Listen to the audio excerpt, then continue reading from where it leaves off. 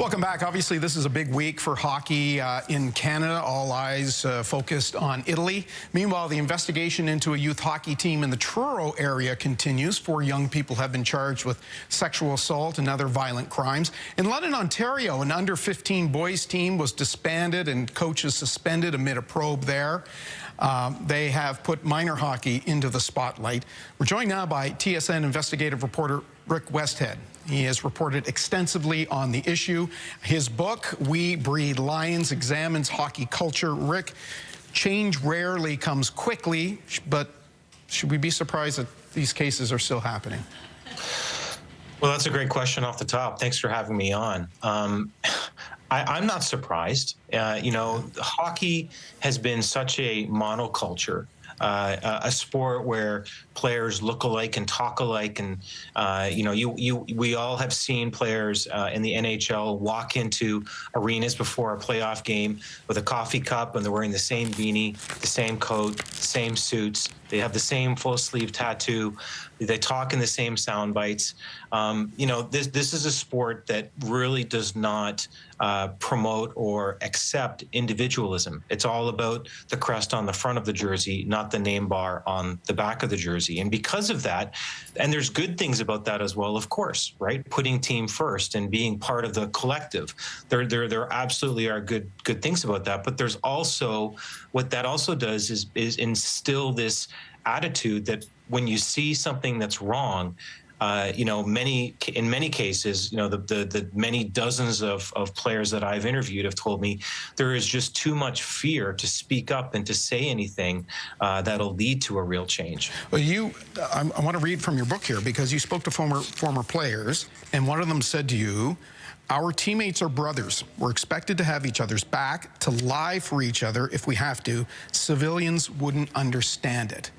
And I'm wondering if that seems to sum up, really, is that the issue, the heart of the issue? Well, and for that book, We Breed Lions, I interviewed 58 young men in their 20s who had just come out of either major junior hockey or Tier 2 junior A hockey. I didn't even go to junior B or junior C because I had so many players willing to speak to me, most of them on the record using their names in this book. I don't know, what do you think, Todd? Like, when you see those lines and hear a player say to me that civilians wouldn't understand the culture, what goes through your mind? Well, you know, I think what you said, you know, that there is, it still seems to be closed ranks. I mean, in covering the Truro case, media wasn't able to get any comment from Hockey Canada. Hockey Nova Scotia only provided a statement. It seems even the overarching organizations are reluctant to address these things publicly. And hey, there's a much bigger story as well that's, you know, in the background we haven't talked about yet. A couple of years ago, when all of this Hockey Canada in, you know, this case in London was percolating and leading to charges, I reported a story for TSN that Halifax police were investigating an alleged sexual assault involving members of Canada's 2003 World Junior team. The last time I checked in with Halifax police, the spokesperson for the police department said that investigation is still ongoing. That's been years.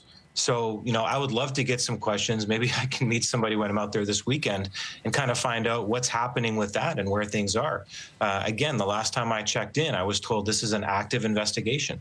You are going to be in Halifax on the weekend. We'll get to that in a sec. But you talked about in your book, and you're reporting about reform and accountability. What does accountability look like, and where are we in the process of reform? Well, to me, accountability means that people are held responsible for the choices that they make. And so, you know, if you have situations where, you know, adult coaches are leaving young players, minors, by themselves in locker rooms, and bad things happen, the adults, you know, Hockey Canada has a rule that says that the coaches have to be in the room when minors are in there. And if they are not doing that, they need to be held accountable. What does that look like? Well, the Hockey Canada complaint process would suggest that in these cases, the coaches would be suspended. I did one story on a coach where you mentioned the case in London with minor hockey. There's just so many. Every day I'm hearing more stories about allegations of bad behavior in minor hockey locker rooms across Canada. But in some cases, coaches are held accountable by being suspended. But that I think is a good thing, holding an adult coach responsible. What is challenging is that Hockey Canada is still one of the organizations that keeps these sorts of sanctions a secret from the public. So if an adult coach in Halifax is suspended by Hockey Canada, the public does not have the right to know about that. Parents don't have the right to know about that when they're going to sign up their kids for teams. And I would think that it's in the public interest to make the names of adults who are suspended. I'm not talking about kids here who've made mistakes, but the adults who've had due process and gone through this system, through the discipline system, rather. I think that what accountability means to me is that information should be in the public sphere, the same as it is for our courts. We have an open court principle in Canada, the same as many provincial federations, teacher federations, College of Physicians across Canada, and in fact, many provincial and national sport organizations, they do make these things public, the names of people who are sanctioned. Hockey Canada is just one of those that still doesn't. Okay, let me ask you about your visit to Halifax. You're here on the weekend. You're having a conversation with Rachel Reed, author of the Heated Rivalry series of books. What might those books and the TV series, which has just blown up around the world, how might that influence everything we've just been talking about? Well, I'm really looking forward to this. Rachel's a good friend, and I'm so happy for the success that she's had with her writing, and of course, it being turned into a series on Crave. We're in that interview. We're going to. She'll be interviewing me, but I've got just as many questions for her about the writing process, about what she leaned on in terms of research material, and we were talking before we started filming the segment here about the landscape in the NHL in 2026. And, to me, it's a really interesting question. What is it about professional sports, not just hockey, kind of across the gamut of professional sports in North America, that means that athletes who are gay still today still don't feel safe about coming out and being open about their sexuality. The NHL, for instance, has been around for more than 100 years, and the statistics would say that there have been many gay players in pro hockey, but again, all of them closeted. None of them have felt comfortable about coming out. And if I had a chance to go and speak to, major junior players in Halifax or other cities or NHL players, I'd love to hear their perspective on what it is about the pro sports culture and hockey culture that leads these men to be uncomfortable about coming out about their sexuality. So you don't think we're any closer to having somebody come out? I couldn't say. I mean, there has been progress in hockey culture. This is not a gloom and doom story across the board.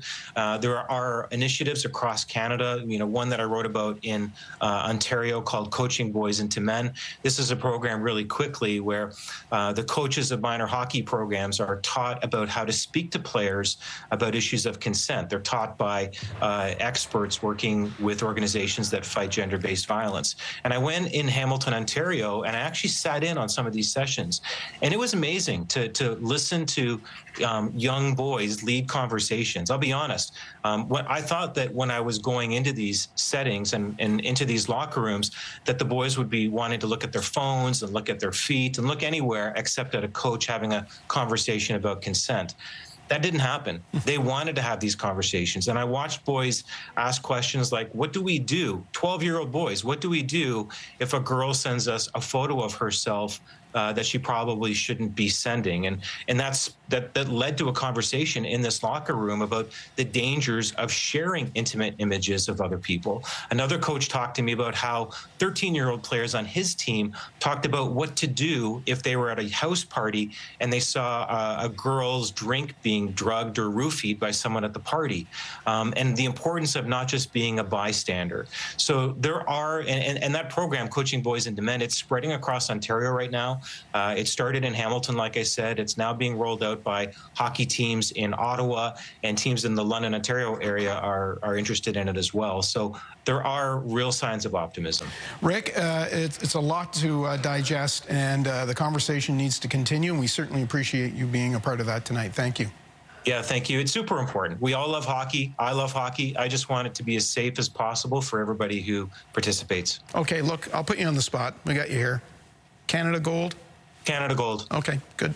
Thank you. Without question.